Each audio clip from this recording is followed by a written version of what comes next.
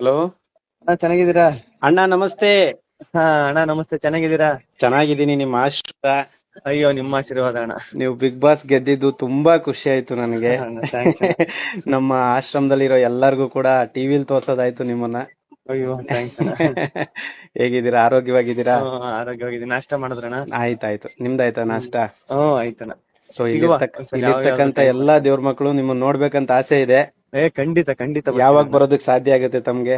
ಅದೇ ನಾನು ಹೇಳ್ತೇನೆ, ಇವತ್ತು ಇಲ್ಲ ನಾಳೆ ಹಂಗೆ ಹೇಳ್ತೇನೆ ಅಣ್ಣ. ಹಾ, ಒಂಚೂರು ಅಣ್ಣ, ಕೆಲಸ ಮುಗಿಸ್ಕೊಂಡು ಹೌದಾ?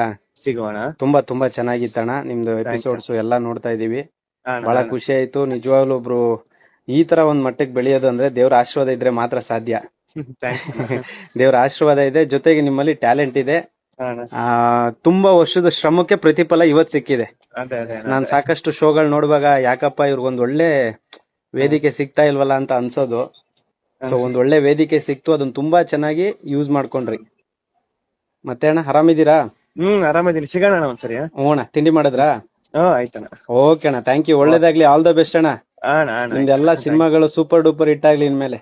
ಥ್ಯಾಂಕ್ಸ್ ಅಣ್ಣ, ಥ್ಯಾಂಕ್ಸ್ ಅಣ್ಣ. Thank you. ನಮಸ್ಕಾರ. ನಮಸ್ಕಾರ.